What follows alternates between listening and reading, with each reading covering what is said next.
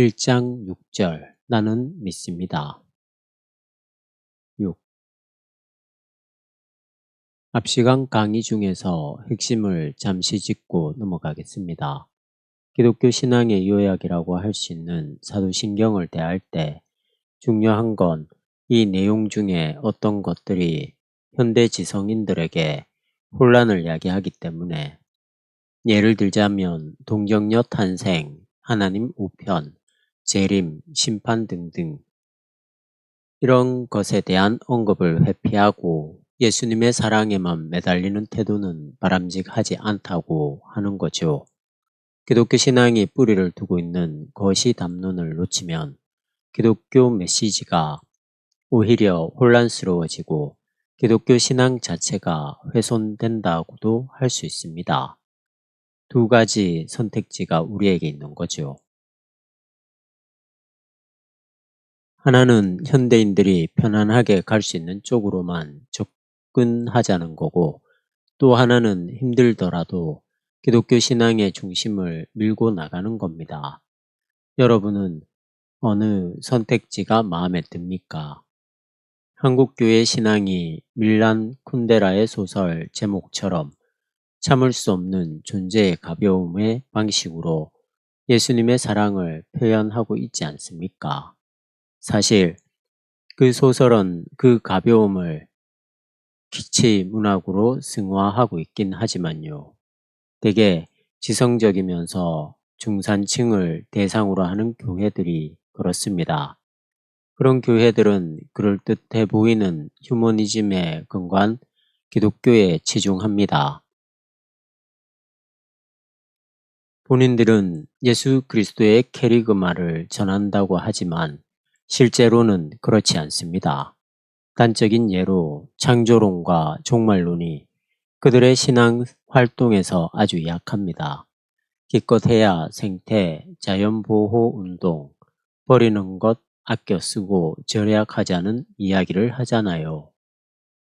창조론이나 예수의 승천 같은 것들도 신화적인 표상으로만 접근하지 그것의 중심으로 뚫고 들어가는 일들이 없지 않습니까? 미국의 복음주의 교회들이 다 그렇습니다. 특별히 긍정의 힘의 저자 오스틴 같은 분의 주장은 아주 심각합니다. 기독교의 중심적인 신앙을 다 빼버렸습니다. 이게 어떤 사태인지 여러분들이 아시겠죠? 판넨베르크가 지적하고 있는 부분이 바로 그겁니다. 본문을 보겠습니다. 22쪽 중간입니다.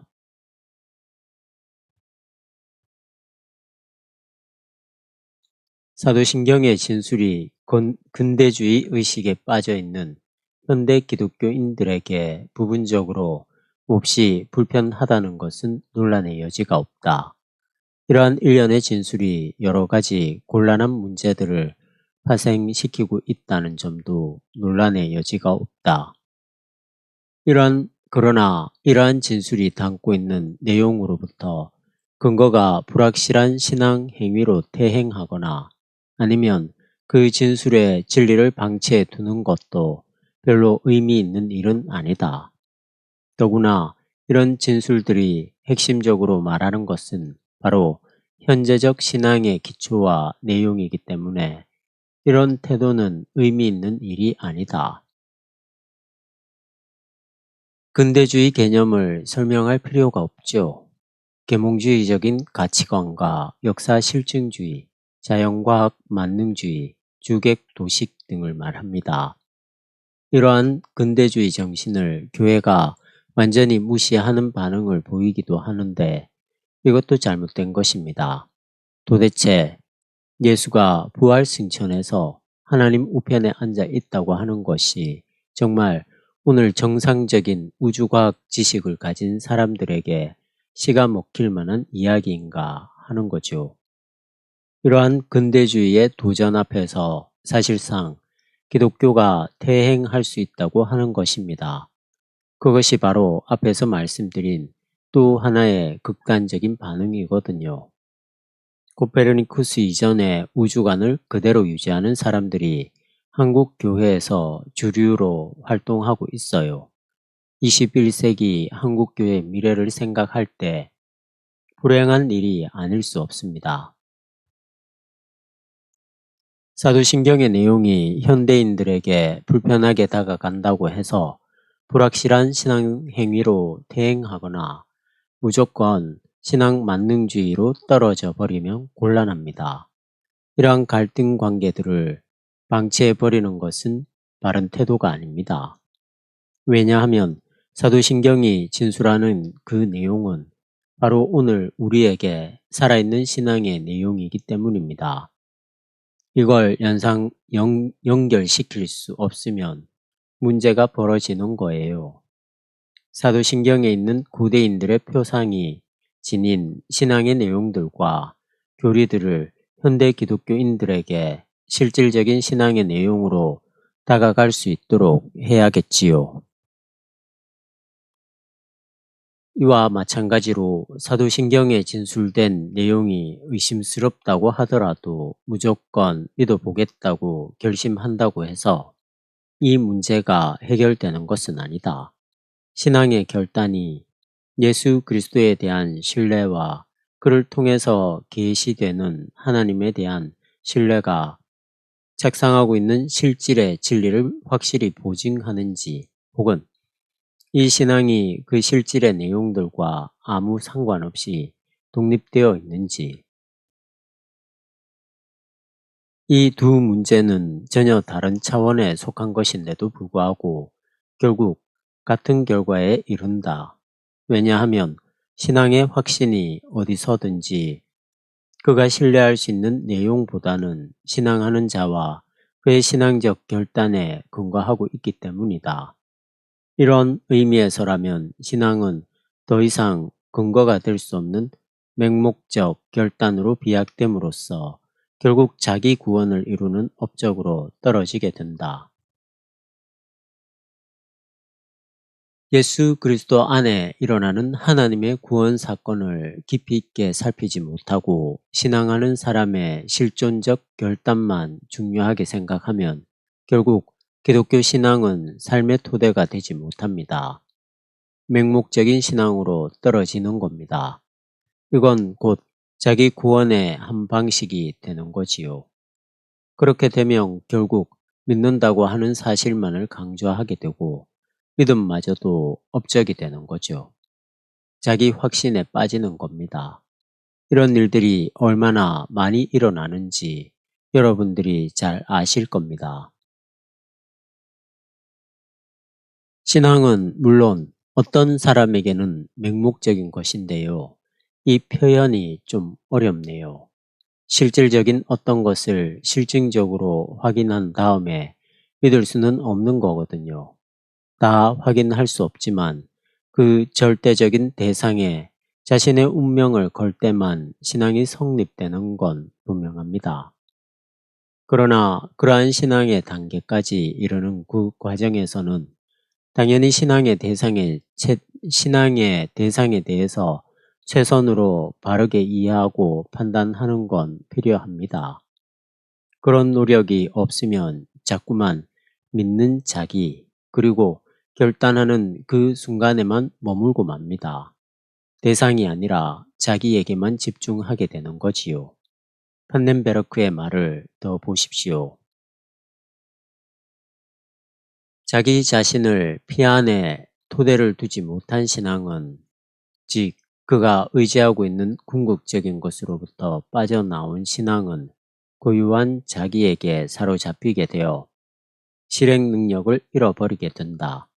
기독교 신앙이 신뢰하고 있는 하나님의 현실성은 사도신경이 가리키고 있는, 그리고 그것을 통해서 기독교 신앙이 이 하나님과 일치를 이루는, 소위 그러한 사실들 없이는 아무것도 아니다. 피안이라는 말을 현대인들은 싫어하는 경향이 있습니다. 기독교 신앙을 피안주의 또는 내세주의라고 비판합니다. 그런 피안은 왜곡된 개념이고요. 여기서 말하는 피안은 인간을 초월해 있는 하나님을 가리킵니다.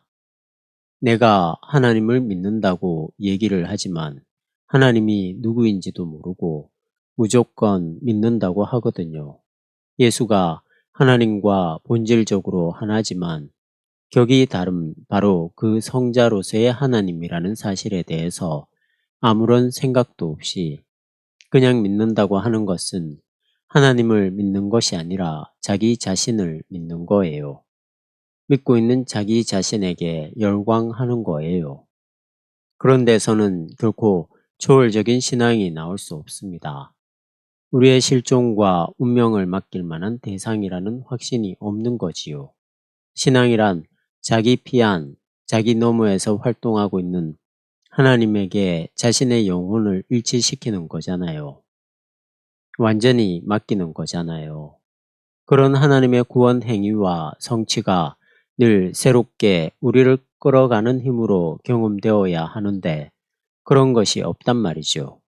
그런 차원에서는 자기를 초월할 수 없는 거지요. 이런 경우에는 삶의 능력을 잃어버리게 됩니다. 자기에게 사로잡혀 있기 때문이죠. 위 마지막 문장에 나오는 사실들은 독일어로 타트자해입니다. 이건 두 단어의 합성어입니다. 타트는 행위, 자해는 사안, 사건이라고 할 수 있고 사물이라고도 할 수 있습니다. 실제적으로 일어난 어떤 것이라고 이야기할 수 있습니다.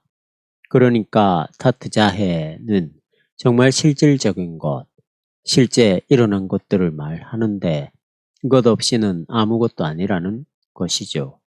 실제로 일어난 이것들, 이 사건들, 이런 것이 뭐냐 하는 것들을 해명할 수 있어야 된다는 거죠. 그리고 그 안으로 들어가는 것을 영성이라고 합니다.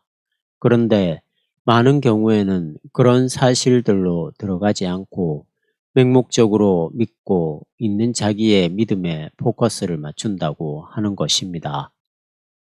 이런 것이 왜 일어나는가? 타트자해의 내용을 잘 모른다고 하는 것이 첫 번째 이유이고 또 하나는 청중들이 그러한 사실보다는 기독교 안에서 벌어진 예수 그리스도에게 일어나는 거시 담론들보다는 자기에 대한 관심이 많은 거죠. 여기서 잠깐 조그만 에세이집 하나를 인용해야 되겠습니다. 겨울 부채입니다. 겨울 부채입니다. 키오자와 반시는 40세에 타계한 진종 불교에 속한 승려였는데 그의 짧은 7편의 글을 불교학자 하세다 노부오가 편집해서 낸 책을 이현주 목사가 번역한 겁니다. 글씨체도 자기가 직접 펜으로 쓴 겁니다. 내용도 얼마 되지 않아요. 짧은 에세이 7편을 실었는데 여기다 이것을 편집한 하네다 노부오가 머릿말을 썼습니다. 머릿말을 조금 읽어볼게요. 여기에 자아에 대한 이야기가 나옵니다. 자아가 불교에서만 중요한 게 아니라 기독교에서도 중요합니다. 자기 정체성을 확인할 수 있는 근거니까요. 서양 철학이나 인간학에서는 자기와 자아를 구분합니다. 자기는 셀프이고 자아, 아이는 독일어로 이히라고 하는데 이 자기는 주변 사람들에 의해서 인식하는 나를 가리킵니다. 교회의 목사로 인정받는 것이지요. 아무도 나를 알지 못하는 데로 가면 다른 사람들이 나를 목사로 인정하지 않잖아요. 거기에는 목사로서의 자기는 없는 거죠. 자아는 어떤 권한적인 거죠. 주변에서 주어지는 것이 아니라 더 원천적인 자기 정체성이라고 합니다. 여기에 이 사람이 머릿글로 쓴 한 부분을 읽어보겠습니다. 사람이 어떻게 자기 자아로부터 해방될 수 있을까? 대답은 이것이다. 자기 부정을 통해서이다.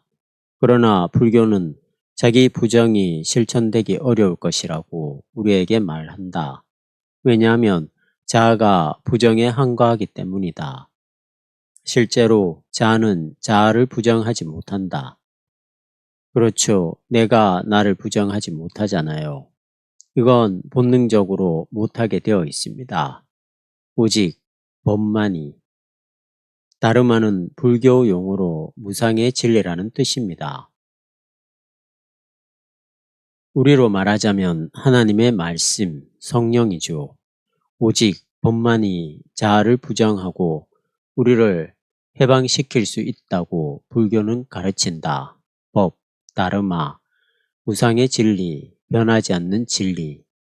이것은 우리의 통제를 벗어나 있는 무엇의 형태를 취하여 성령처럼 무엇의 형태를 취하여 우리의 자아에 도전하고 그것을 무너뜨린다.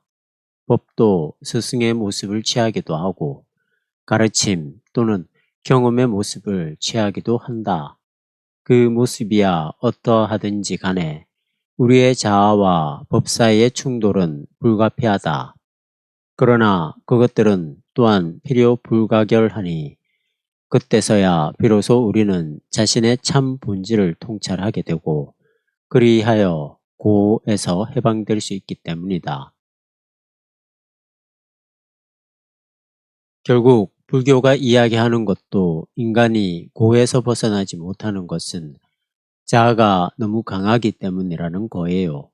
자기 집착이죠. 말하자면 고로부터의 해방은 결국 법을 통해서만 가능하다고 하는 건데 기독교하고 본질적인 인간 이해는 비슷하다고 볼 수 있습니다. 불교가 고로부터의 해방과 자유를 말한다면 기독교는 죄로부터의 해방과 자유를 말하잖아요. 이 사람들도 자아로부터 자아를 극복하기가 불가능하다고 이야기하지 않습니까? 우리 기독교도 사실은 스스로 그런 것을 불가능하다고 보고 예수 그리스도를 믿음으로 하나님이 우리를 의롭다고 인정하신다고 하는 영적인 단계로 들어가게 되어 있는데요.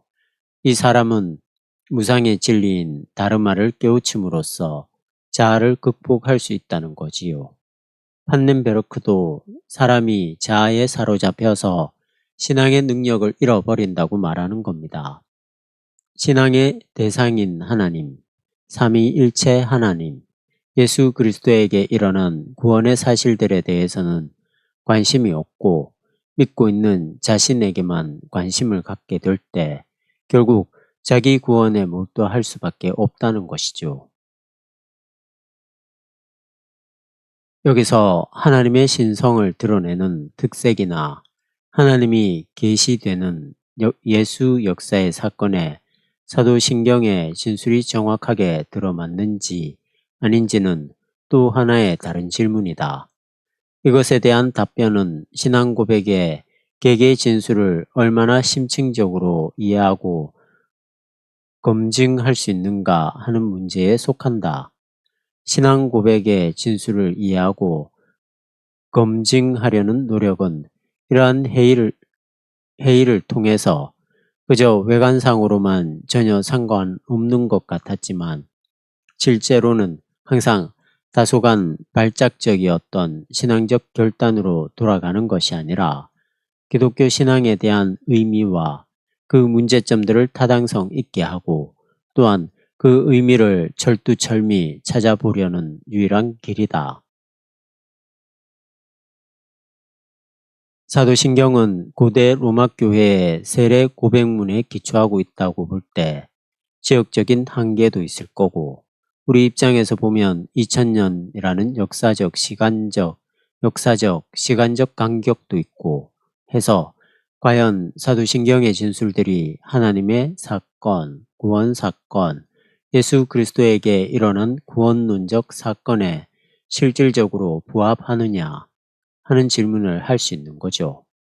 예수님이 승천하고 하나님 우편에 앉아 있다고 하는 사도신경의 진술들이 정말 역사적인 예수에게 일어난 바로 그 사건이냐 아니냐 그러한 의심을 할 수 있잖아요. 실질적으로는 그렇지 않았지만 로마 교회 신자들이 자기들의 방식으로 그렇게 진술한 게 아니냐 하는 것입니다. 이런 것은 당연히 나오는 해이고 그렇게 의심할 수 있다고 하는 겁니다. 다시 한번 그 문장을 읽겠습니다. 사도신경의 진술들을 철두철미하게 파악하려는 신학적 노력들은 이런 문제들이 골치 아프니까 무조건적인 신앙의 차원으로 떨어지려는 것을 극복할 수 있는 유일한 길이고 기독교 신앙이 왜 타당성이 있는지에 대한 답을 찾아가는 유일한 길이라고 할 수 있는 겁니다. 그 무엇보다도 신앙 고백적 진술이 진리론적인 판단에서 결정적인 답변을 발견할 수 있는지 아닌지에 대한 질문이 우선이다. 예수에 의해 선포된 하나님이 우주를 창조했는지, 예수가 죽은 자로부터 부활했는지, 그를 따르는 신자들을 죽음으로부터 영원한 생명으로 부활시킬는지, 그리고 성령과 더불어 무슨 일을 할는지에 대한 질문에 대해 누가 최종적으로 답변할 수 있겠는가? 누가 이런 모든 문제들을 실제적으로 해결해낼 수 있겠는가? 어마어마한 질문입니다. 우주의 시작과 완성에 관계된 이야기니까요. 그런 문제는 철학자나 우주 물리학자들이 할 이야기지 우리야 지금 예수 잘 믿고 사랑 실천하고 도덕성 회복하고 교회 부흥시키고 선교사 파송하고 이렇게 오순도순 살면 되지 않느냐 하고 이야기할 수 있습니다. 그게 자기 구원에 떨어지는 길이지요. 모두 신학자가 되어야 한다는 말은 아닙니다. 신학자가 아니더라도 이 궁극적인 질문을 하지 않는 사람이 어디 있겠어요. 최소한 생각하는 사람이라고 한다면 말이지요. 내가 어디서 왔는지, 우주가 어떻게 될는지, 죽음 이후엔 어떤 세상을 만날지, 생명이 이렇게 무상하게 지나가고 있는데 참된 무상하지 않은 생명이 도대체 무엇인가에 대해서 얼마나 궁금하겠어요. 그건 공부하지 않은 사람이라고 하더라도 다 갖고 있는 질문입니다.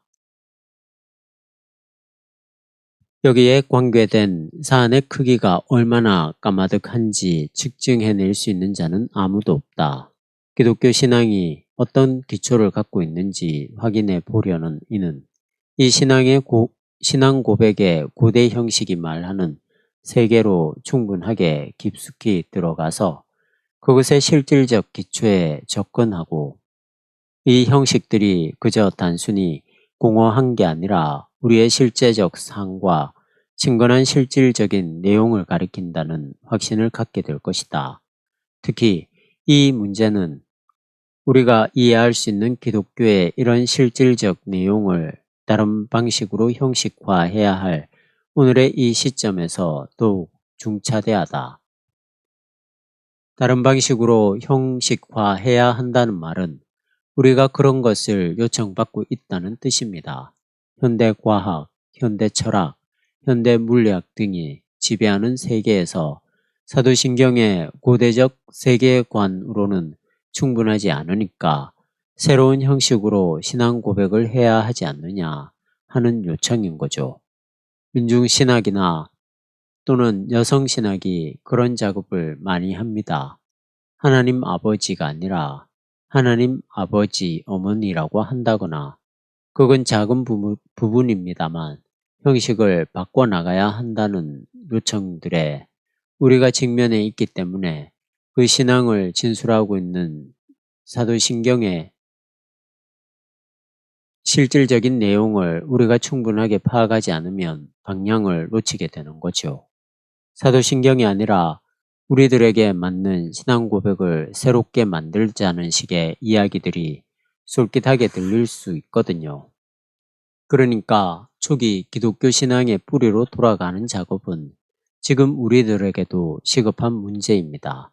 그러한 기초를 알고 있어야 형식을 새롭게 하는 한이 있더라도 근본에서 아주 동떨어진 방향으로 나가지 않을 수 있는 거죠. 그러한 기초를 알고 있어야 형식을 새롭게 하는 한이 있더라도 근본에서 아주 동떨어진 방향으로 나가지 않을 수 있는 거죠.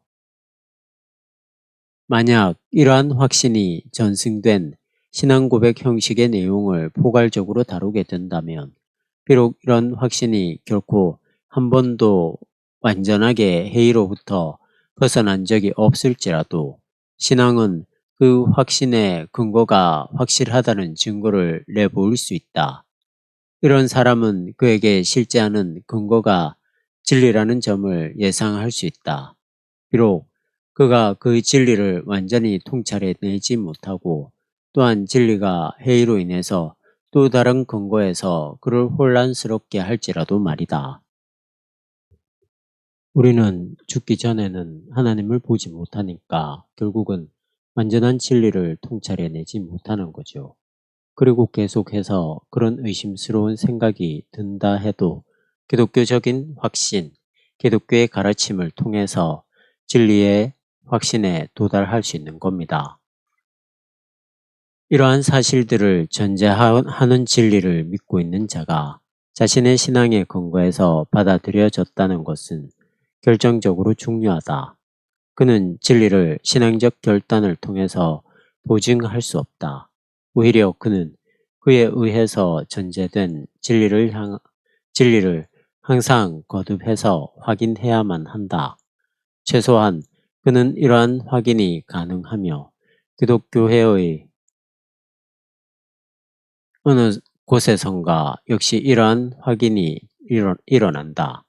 즉 완전한 공평무사함과 성실성 가운데서 일어난다는 확신을 가질 수 있어야만 한다. 아무리 믿는다고 큰소리 쳐도 그걸로 진리를 보증할 수 있는 것이 아닙니다. 천동설과 지동설은 내가 믿습니다 라고 해서 믿어지는 것이 아니라는 겁니다. 기독교가 진리의 영이 성령과 함께하기 때문에 비록 지금 우리들에게 불안과 의심이 다가온다 하더라도 결국 기독교적인 확신이 일어나는데 이것은 우리가 단지 믿는다고 하는 자신의 결단, 자신의 신앙적 결단에 머물지 않고 진리론적 토대를 확보하는 가운데 가능한 거죠.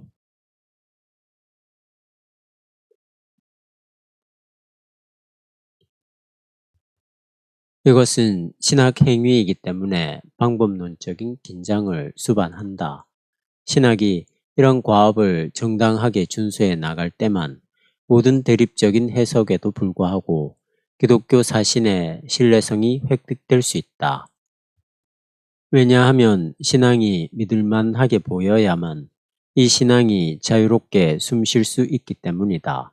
그런데 이러한 분위기가 오늘날에는 결여되어 있다. 안타깝게도 그런 분위기는 상실되어 간다. 따라서 오늘날 전문적인 신학자가 아닌 사람이 가능한 대로 광범위하게 신앙적인 질문을 제기하고 나름대로 판단하는 일은 다른 그 어떤 시대보다도 훨씬 절실하게 요청된다. 기독교 신앙이 믿을만하게 보이는 그런 분위기가 줄어들고 있는 건 분명합니다. 그래서 신자들이 교회라고 하는 울타리로 숨어드는 거예요. 판넨베르크가 이 책을 쓸 당시를 보자면 이 기독교 신앙이 세계의 중심에 대해서 말할 근거가 하나도 없는 뒷방 늙은이 취급을 받았습니다. 존경은 받지만 현실에 대해서는 간섭할 수 없는 처지인 거죠. 그럴 수밖에 없지요. 자연과학의 목소리가 더 커지는 상태에서 교회가 할 말이 얼마나 있겠어요. 유럽도 그러한데 우리나라는 더 심각하죠. 안티 기독교 사이트가 그렇게 광범위하게 활약하고 있는 현실에서 보더라도 우리 기독교의 신뢰성은 땅에 떨어지고 있는 실정입니다. 그 속도가 점점 빨라지는 것 같아요. 이 신뢰성 상실의 속도를 어떻게 늦출 수 있을 것인가? 반전시키기는 빠른 시간 내에는 불가능한데요. 이걸 우리의 숙명으로 우리가 받아들여야 할 운명으로 전제해야 할 것 같습니다. 단지 그 속도를 어떻게 늦출 것인가 하는 건데 그러려면 준비를 해야 하겠지요. 우리가 하고 있는 인문학적 성경 읽기 운동이 이런 점에서는 기독교도 신뢰할 만하다는 근거들을 찾는 노력이라고 할 수 있겠습니다. 신학자가 말하면 세상에서는 귀를 안 기울여요. 그렇기 때문에 신학자가 아닌 평신도 기독교인이 이러한 기독교 신앙의 근본에 대해서 광범위하게 질문하고 나름대로 판단하면, 즉 그런 토대에서 그 사람이 사회에서 활동을 하게 되면 기독교가 신뢰할 만한 것으로 받아들여지게 되는 거죠. 그러한 판사, 물리학자, 사회학자, 고고학자 이런 사람들이 늘어나게 되면 기독교 신앙이 믿을 만한 것으로 사람들에게 드러날 수 있는 겁니다. 선교적인 차원에서도 그런 작업이 절실하게 요청된다는 것이지요. 판넨베르크가 전반적으로 어떤 쪽으로 이야기하려고 하는지는 이해되시겠지요. 저도 이분의 입장에 전적으로 동의하는 편입니다. 기독교 신앙의 독특한 차원을 전제하면서도 기독교 신앙의 보편적 진리성을 확보해야 된다는 요청이지요.